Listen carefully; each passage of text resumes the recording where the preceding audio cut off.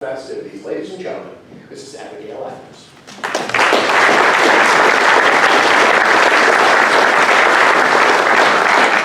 My dears, how good of you to have come. It is a cordial to my heart to see you all. And with such an auspicious anniversary, a toast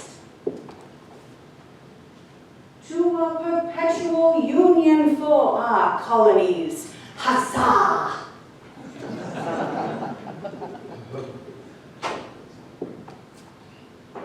My grandson, William, he was in the attic last night. He came across a letter. His timing was most excellent. It was one that my husband, Mr. John Adams, sent to me from Philadelphia in 1776.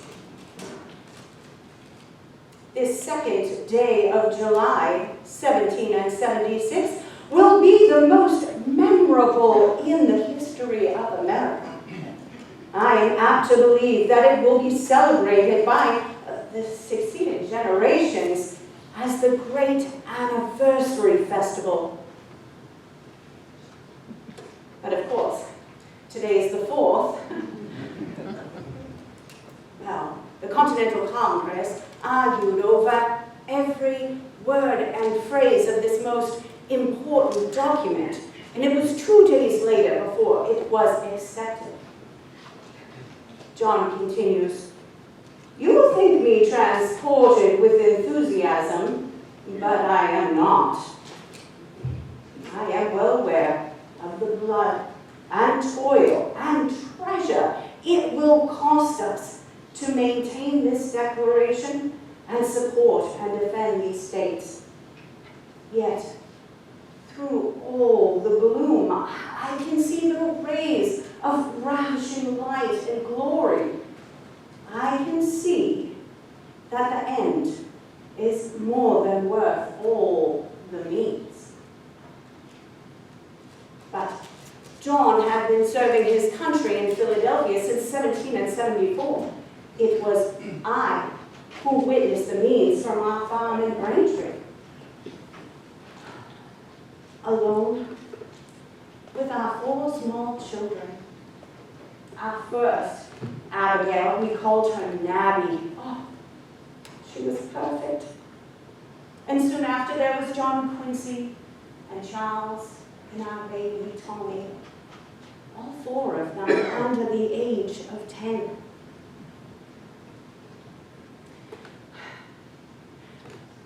Were I to attempt to describe to you the complicated miseries and distresses which have been brought upon us by the British Parliament at this time, my words would fail me. Suffice to say that we were invaded with fleets of ships in the harbor, armies of redcoats on land.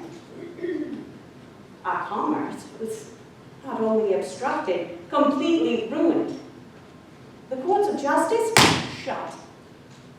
Hundreds driven out of Boston, thousands left in need of want, or the generosity of their neighbors for a daily supply of food. All the horrors of a civil war awaited us. My neighbors and I, we wondered, would tomorrow be the dreadful morrow in which the battle would come to us? I can say that was my first thought on that hot June morning. I was startled at daybreak. My house rattled. The windows, I thought they might shatter. There was this booming sound, and I went to the window and drew open the curtains, but there was no storm. Booming continued.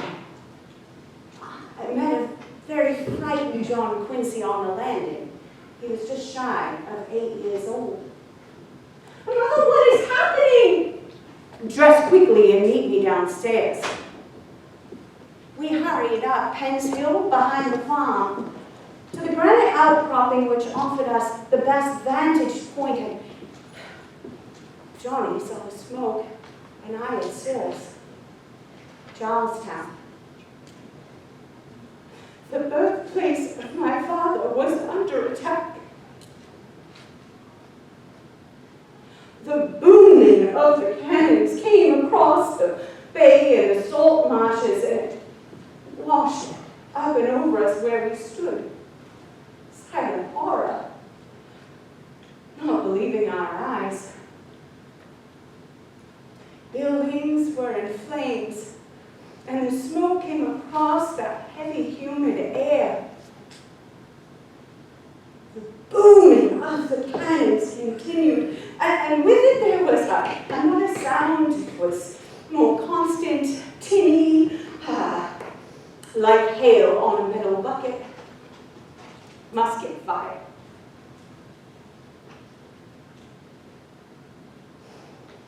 I could not see the men fall at such distance, but I know not if the cries of the wounded were audible. I heard them in my mind.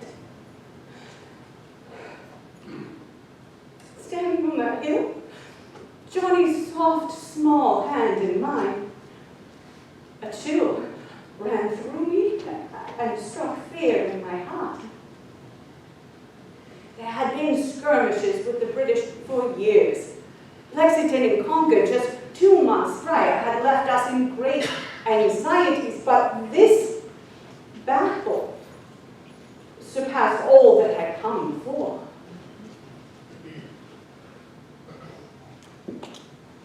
Upon returning home, I hoped to find vent at my pen. Dearest friend, the day, perhaps the decisive day, is come on which the fate of America depends. I have just heard that our dear friend, Dr. Warren, is no more, but died gloriously fighting for his country, saying, better to die in the field than hang ignominiously on the gallows.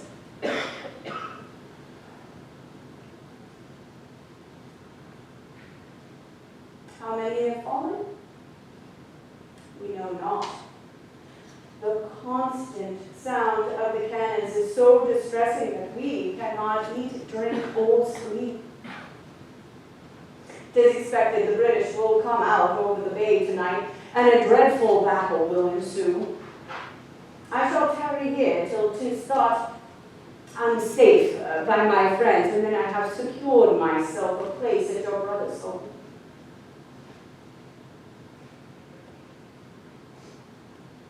Battle of Bunker Hill.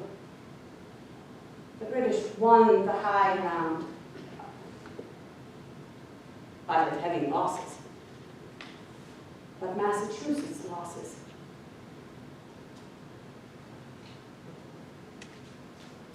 When I consider the conditions of the battle, I'm amazed that not all our men were killed.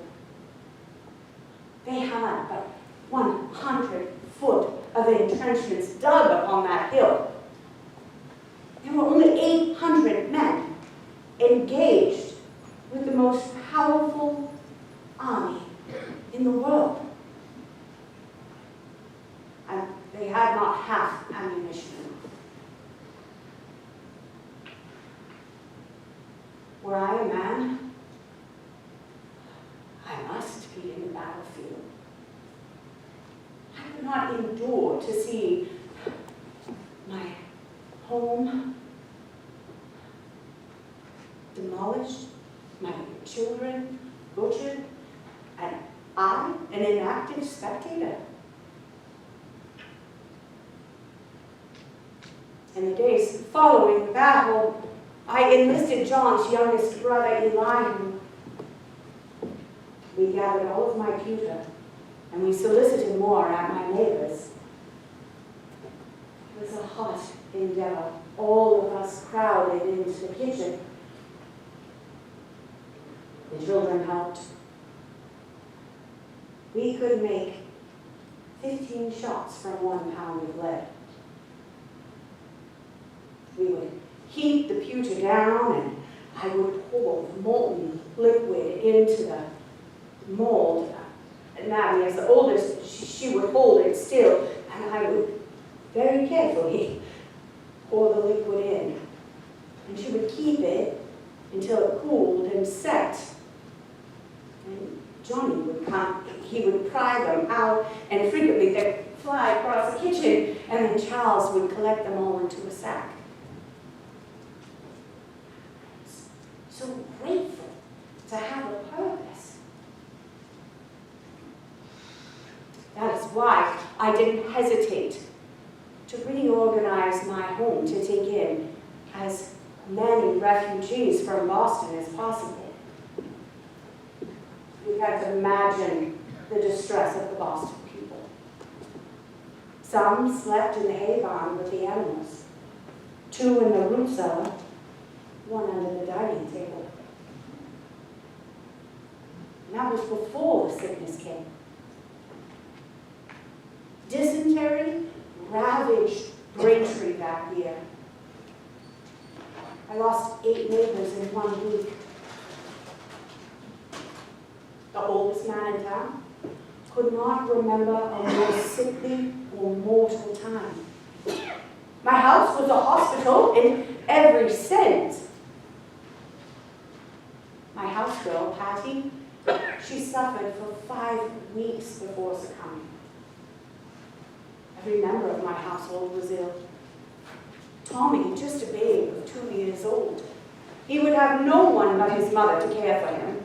And even if he would have, there was no one who was not already taken up in caring for the sick. My dear mother Elizabeth came every day until my strength returned. Elihu went to bed with fever and passed 3 days later. Cut down in the prime of his life and service to his country. The only good news that summer, General George Washington. Congress had finally seen fit to create a continental army. And we were all pleased to have General Washington at the helm.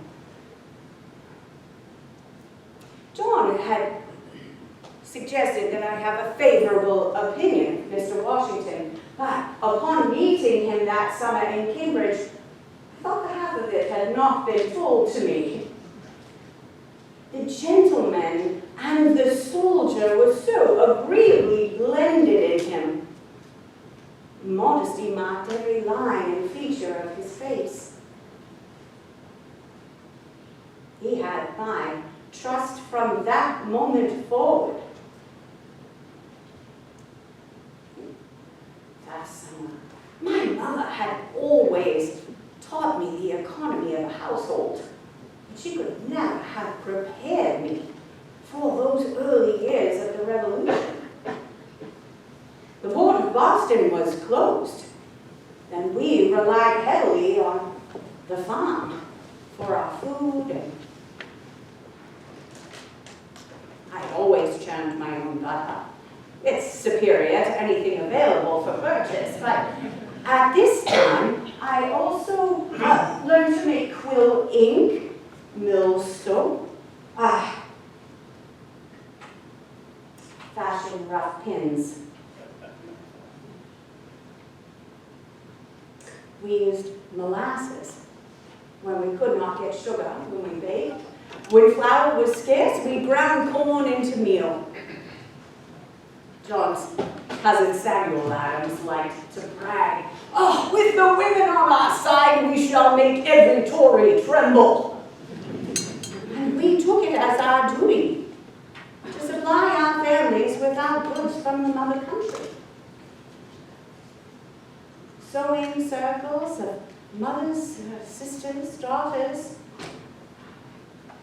We would take the flax and the wool and cart it.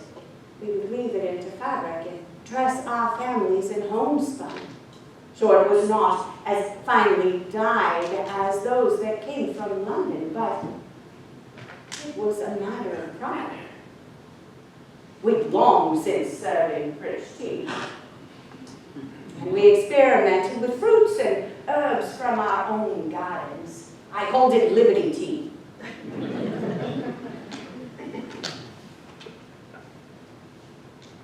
The pins that we could fashion, well, they marred the fabric.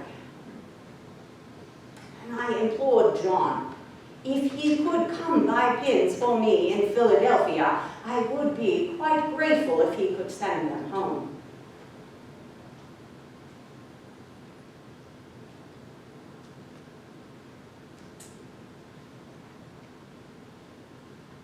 There is so much. There's so much that happened in those early years, but I would keep you here until John Quincy's birthday if I told you all of those stories, but it was shortly after the British had left the port of Boston. We received word that there were cases of smallpox.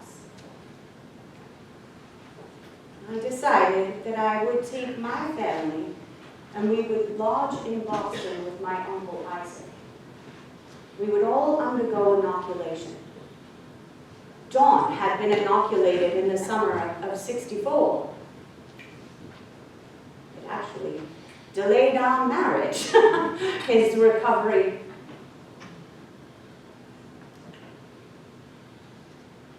The procedure. It involved making a cut in the arm of a healthy person, about 1 to 1.5 inches long, and just deep enough as to bring blood to the channel. Then, a piece of thread that had been contaminated in the pus of one already suffering the pox was laid in the channel and it was bandaged. All 4 of my children underwent the procedure quite manfully. We were not the only ones. Every house in Boston was filled to capacity. Such a spirit of inoculation had never been seen in Massachusetts. And it is for that reason that I was in Boston that July. There was no quarantine. We were allowed to conduct business and attend services and visit the family. And so on the 18th of July, 1776, I went with the multitudes to King Street to hear the Declaration for Independence read and proclaimed. I remember that hot morning. I stood facing west to the balcony of the State House. They had brought out the soldiers, they stood proudly under arms, and there were cannon. The crowd was boisterous, but they hushed when Colonel Kraft began. When in the course of human events it becomes necessary for one people to dissolve the political bands that have connected them to another, independence, a thought too treasonous to think just a year before, and now proclaimed publicly, I was overcome. And to think that someone as near to me as my dearest friend was a principal actor in laying the foundation for our country's future greatness.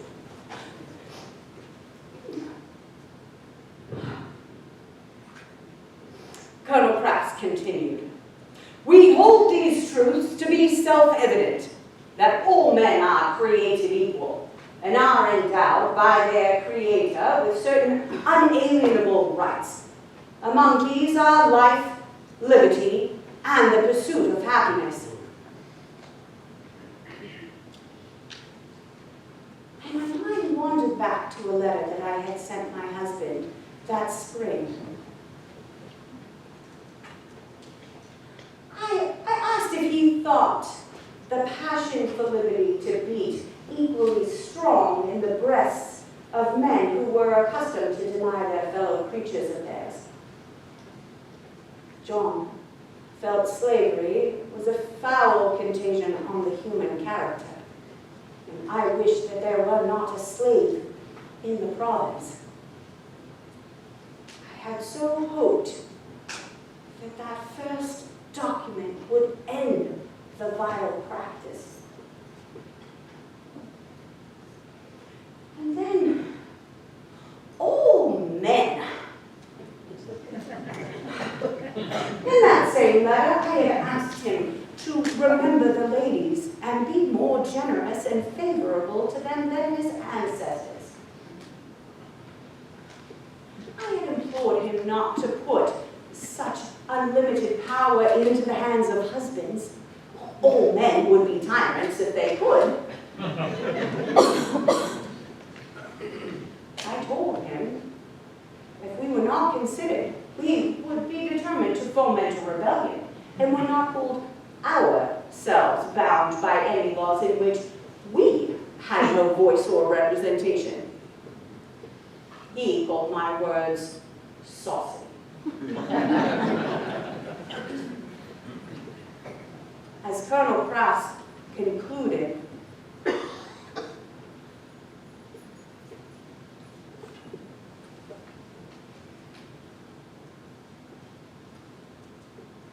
with the protection of divine providence, we mutually pledge to each other our lives, our fortunes, and our sacred honor. The crowd erupted into vigorous cheers of "God save our American states!" and the cannon at the forts were fired, and the air grew sour with the sulfur smell from all of the celebratory rounds being fired into the air. And the bells and the steeples across Boston rang, and from this vantage point, I cannot overlook how naive we were on that day. It would be many more years of blood and toil before we had secured our independence. And John, had it not been for his work in forging an alliance with France, well, we would be drinking British tea.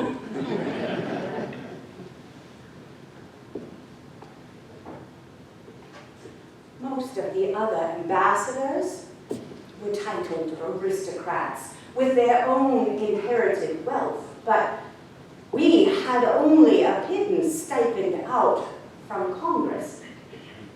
Penny wise and pound foolish were Congress, for a nation which holds their ministers to live in such a narrow margin cannot be held in high esteem.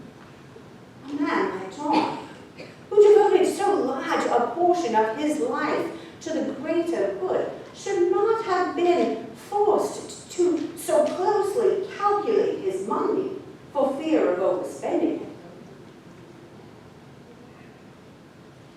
We still had want for nearly every good in the colonies. Handkerchiefs. I implored John. I sent lists, actually, of all of the goods that I would like for him to send to me. And when they weren't captured by privateers across the ocean, well, I would sell those things to my friends and family. I would use the money to pay our property taxes, but I frequently would have a little extra. And it was the money which I called mine, and I kept it separate from the household money. When the war was over, I implored John to return home. I even tried to bribe him, telling him I would use that money to buy more farmlands. John always liked to buy land. I preferred war bonds and paper money. Of course, I couldn't conduct business myself. My Uncle Tufts, he was a great help, and he did my bidding for me. And together, we put aside some money. When we returned from Europe, we bought a home, a larger farm. We called it Peacekeeper. It was my hope that we would retire in anonymous felicity. The desire for public service was wholly extinguished in me. But John was compelled to serve our country as its first vice president. I packed up our home and followed him to Richmond Hill in New York. New York was currently our capital. I liked Richmond Hill. It overlooked the Hudson River. And the home was so large that my daughter Nabby, now married, and my two grandsons, William and John, lived with us. It was at this time that I had a most unusual house guest. We had a band of Creek Indian savages that were lodged at an inn not a great distance from us, and they visited us daily. We entertained them fondly, and they behaved with much civility. On one such occasion, a gentleman, his name was Miko Mako, one of their kings. Well, after dinner, he conveyed upon me a name.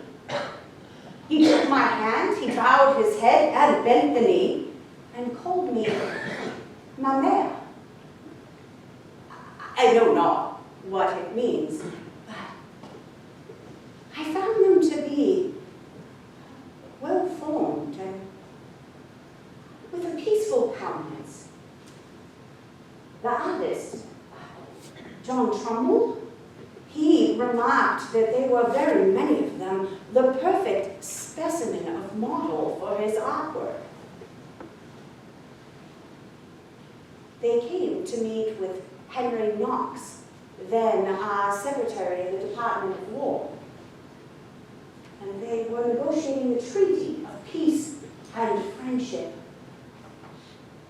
It was signed August 7th of 1790, and on that night, their celebrations remind me so of that 18th of July.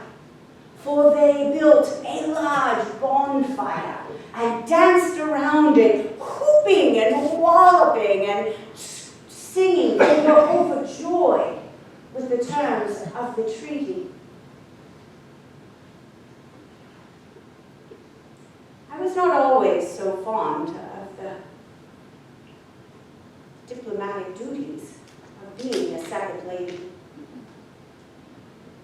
I told you I've always liked Mr. Washington. Well, his wife, Martha, was also of most excellent character and the most gracious hostess I have ever encountered. I looked to her example of how to arrange my personal life around the life which our duties dictated. Entertaining heads of state and returning personal visits, weekly dinners, managing a large home. Martha never flustered. She was cordial to all people at all time, and I endeavored to emulate her at every account. When it was known that John would be our country's next president, I can't say as I wanted that high station for him. But I have always been taught that one should No. Should be grateful for the hand of divine providence, and it put me in a conspicuous station.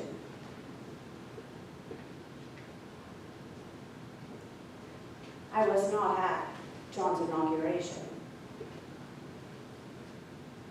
That winter I had been ill, and a carriage ride of such distance is very disagreeable, but with bad weather, it's liable to take twice as long. And then there was Susanna, John's mother. She was too old to live alone any longer, and I had brought her to Peacefield, pledging to care for her the remainder of her days. I remember one night, I was reading Susanna John's latest letter, and as I read, she interrupted and said, "All should be put aside for the care of the husband." But there was no one to assist me in the preparations for my absence. There were tenants for our home and the farms. There was the infuriating situation. There were people that were cutting firewood on our property without my permission. And I had implored John to draw up a document. What is it called? It's not important, but I could not bring suit against them myself. I needed him to bring the suit. Well, a late April snowstorm delayed my journey even further, but I was holding Susanna's hand as she took her final breath. With that duty complete, I made my way to Washington.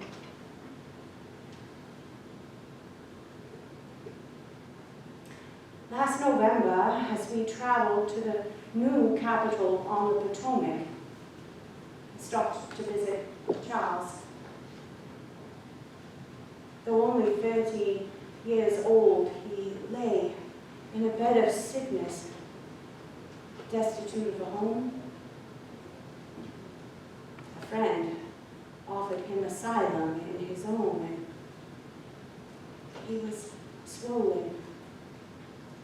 He had an affliction of the liver. His doctor told me he was beyond recovery, and it pained me so to have to leave. But there was nothing to be done.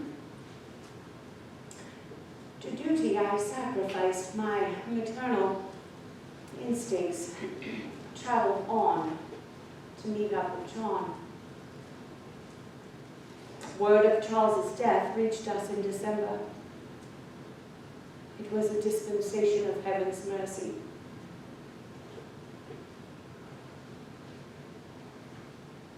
Intemperance,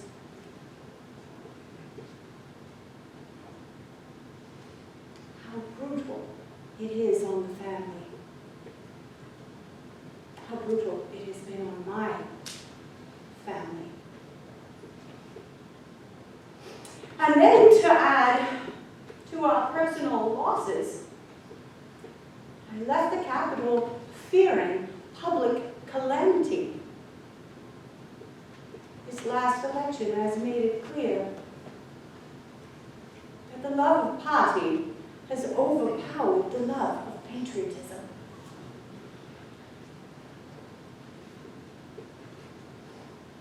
I so wish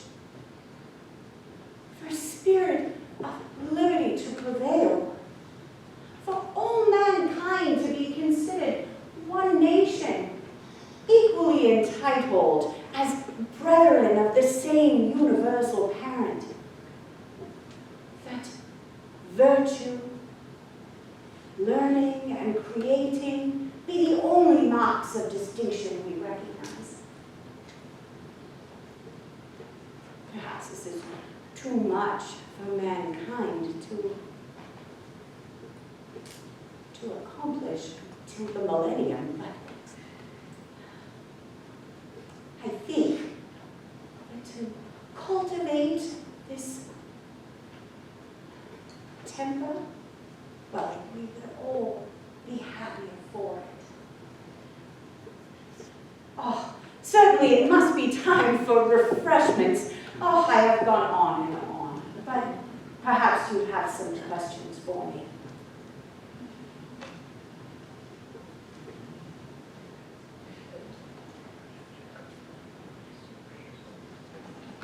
Yes. Were you still alive when your son became president? Was I still alive when my son became president? My dear, I believe John Quincy is bound for greatness, and one day may he please hold the highest office in the land. But at this date, he is at The Hague in the Netherlands. He and his wife, they have given me a grandchild as well, though I have not seen this youngster yet. Maybe someday. Yes? Did you have a question? Yes? You mentioned your house girl. Was your house girl a slave? Was my house girl Patty a slave, the one that died of dysentery? Certainly not. John and I never kept slaves. My father, Reverend Smith, had 2 slaves, and upon his death, in his will, he freed them both. And one of them, Phoebe, who had been part of our family for my whole life, well, she chose to live with John and I. She cared for our farm when we went to Europe, and she was with me until the end of her days. Yes, was there another question over this way? Yes? I read that Martha Washington gathered the ladies to mend the socks of the Revolutionary soldiers. Did you participate with that? Did I participate when Martha Washington gathered all the ladies to mend the socks of the men that were serving the Continental Army? Well, my dear, we frequently did events like that together, and she was a great arbiter of charity and service to the country. I did do some acts of service. I am not the finest with a needle, I must admit. You do not want a ridge on your toe if I have sewn your sock. Yes, another question. Yeah. Yes. How were you educated? How was I educated? Well, not nearly enough, I must say. I was rather lucky. Because my father was a minister, we had a very large library, and I was frequently unwell and sent to bed, and I took a book with me. They were my best friends in childhood, and I read all the books in his library, and then I read all in my grandmother Quincy's library as well. I could read and write, though I admonished John to burn my letters. My spelling and punctuation is atrocious, and I was mortified to find that he had shared them with fellow members of the Congress. My most favorite thing of my 4 years in Europe was getting to attend the scientific lectures in London in large halls such as this with men and women together. It was like going into a country which I had never seen before.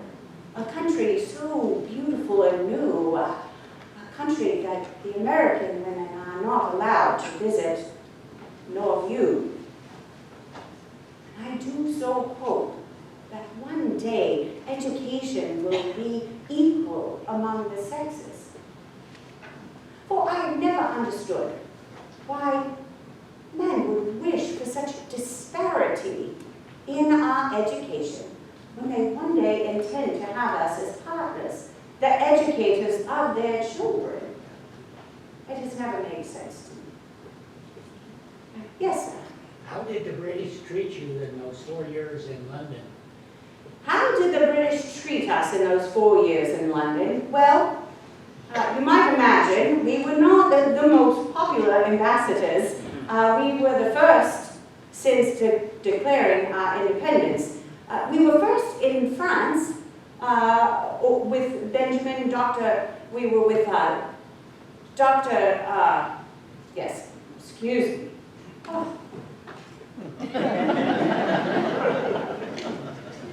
Good Massachusetts cider.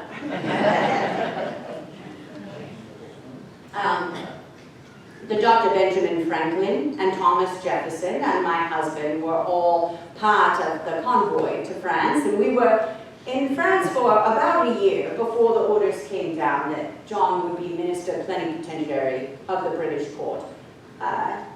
He met George III shortly after our arrival, and then it became clear that I would be duty-bound to meet the king as well.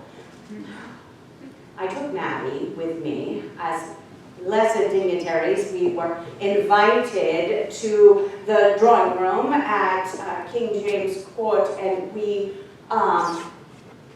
were in this large drawing room. There were probably 200 people, and so we were in a circle, and the king went around this way, and the queen and her daughters around this way, and we waited. Now, I admire frugality and simplicity. And when I set out to have my dress made for this event, I asked my dressmaker to make it as plain as could be proper in such company. And it was white with white crepe sleeves. There was mock point lace and lavender ribbons over a hoop of enormous circumference. I had to practice walking in it. I called it my rigging. Well, we waited and waited and waited, and then finally I heard them announce, "Mrs. Adams!"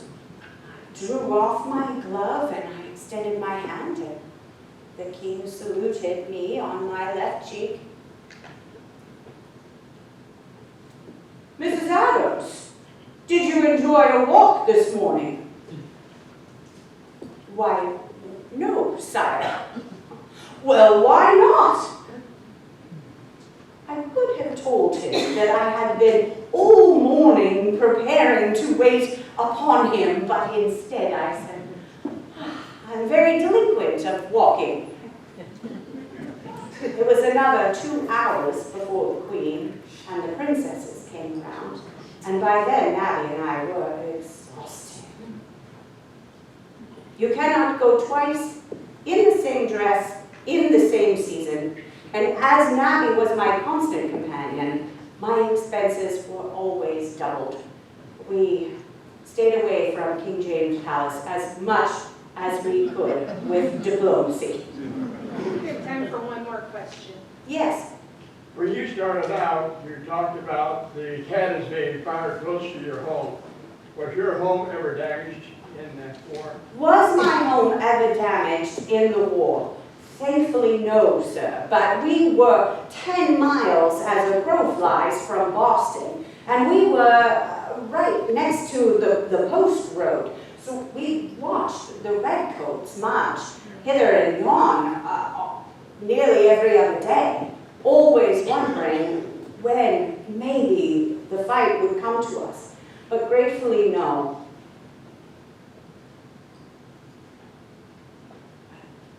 Yes, sir? People know about that relationship with Adams and Jefferson, had a strong relationship. Well, it's now, they got that off the idea.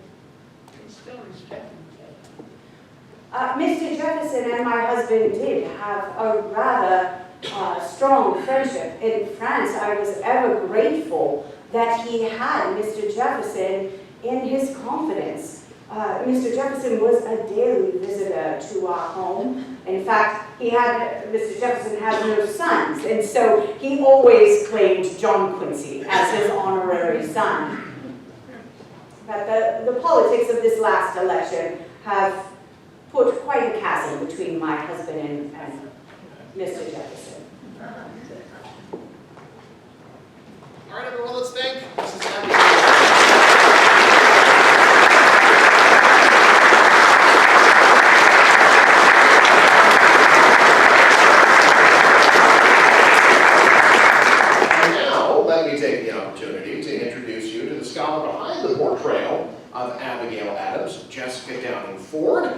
Jessica comes to us from Grand Junction, Colorado, always has had a love of performing, and she found a special connection with Abigail as they hail from the same part of the country. She always enjoys bringing Abigail to life for history classes in western Colorado, as well as coaching students through the Young Chautauqua program with Colorado Humanities. She continues to research and visit Abigail's historical sites as she deepens her understanding of this complex, amazingly brave female patriot. Let's give a warm Nebraska welcome to Jessica.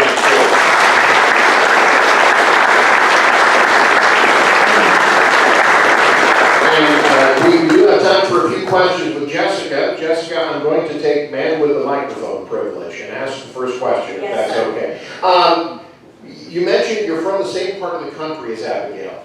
Once you got past that initial connection, what was it about her that continued to fascinate you and wanted you to dig as deeply as you have? What makes Abigail a really remarkable woman to portray is the fact that she was an avid letter writer. And more than 2,000 of her letters are still in existence at the Massachusetts Historical Society. So in researching her, what just continued to draw me in was that I wasn't hearing what people speculated about her. I was reading how she felt about what she encountered, who she met, the hardships that she endured. And that, to me, just drew me in further and further. There's nothing more heartbreaking than some of her early letters to John when he's serving in the Continental Congress, and she's talking about how she can't stand to think about how many days they'll be apart, and that she just counts those that have already passed. But as the scholar, I know that of the first 20 years they're married, more than half of it they spend apart. And it's a remarkable marriage, regardless of time. They had a real loving partnership, a respect of each other's intellect. John fed Abigail's curiosity, and she tempered his hot-head and bad attitude. Who else has questions? Yes? Could you perhaps answer the question from down here earlier about John Quincy Adams? Sure. No, Abigail dies in 1818 before John Quincy becomes president. But she did believe that he would reach great heights. When John goes during the war to France, he takes John Quincy Adams to be his secretary. He's not yet 11 years old. And shortly after getting to France, he then goes on with another diplomat to The Hague and the Netherlands and on to Russia. He is quite adept at working in the courts of Europe. And this is all before he's 17. He's so worldly that when it's his time to go back to Harvard University to get his degree, he finds it very dull and boring. And he was, I don't know how many of you know this, I mean, he served our country until literally he died of a heart attack on the floor of Congress. It was really quite a legacy of service and selflessness for the greater good of America for the Adams family. Yes? How many Chautauqua events have you performed at, and are you considering other characters? How many Chautauqua festivals have I performed at, and am I considering any other characters? This is my second major. I was part of the High Plains Chautauqua a couple years ago. Primarily, I get to perform in classrooms. I get to bring Abigail to life for fourth graders, primarily, and it is my favorite.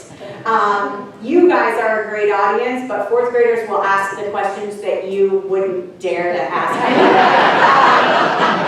They keep me on my toes, and I love it. I'm always researching other characters.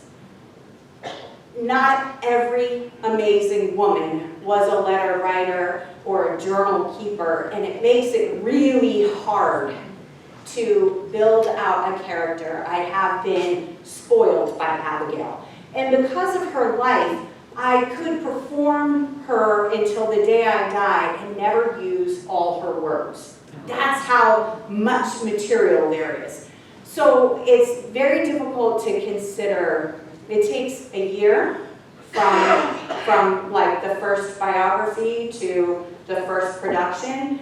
You have to have a love affair with your character to do it justice, in my opinion. And so, you know, there are a lot of people, a lot of really interesting women that I've kind of sniffed around and then gone, I don't know, but I barely read anything but biography and memoir anymore. One more question. Yes. Did Abigail have any relationship with Thomas Jefferson's companion, Sally? Did Abigail Adams have any relationship with Thomas Jefferson's slave Sally? Well, when she is in London, she receives Thomas Jefferson's daughter, Polly, who's 8 years old and has come across the ocean voyage with Sally Hemings, who is 14 at the time. They're the only two females on the ship from Massachusetts. And Abigail takes them in. She buys them both new clothing fitting for young ladies in Europe. She loves Polly Jefferson, loves her time. Because at that point, Nabby's married, they're living alone without children, and so here comes Polly, and Abigail is in her maternal glory. There's not a lot of talk about Sally because a proper woman wouldn't discuss that. She does give Thomas Jefferson an earful when he says he's not going to come and meet Polly and take her back to France. He's going to send his footman to do it. And Abigail writes the nastiest polite letter about how she can't believe that he wouldn't come himself. But yeah, Thomas Jefferson spoke very highly of Abigail, and she really felt betrayed by him during the 1800 election. But then when this Polly dies, Abigail heals the feud by reaching out to him because she so loved Polly and expresses her sadness at it. And that is sort of what heals that rift, because Thomas Jefferson and John Adams are, again, very close by the time they die. One more time, everyone, for Jessica down in Florida.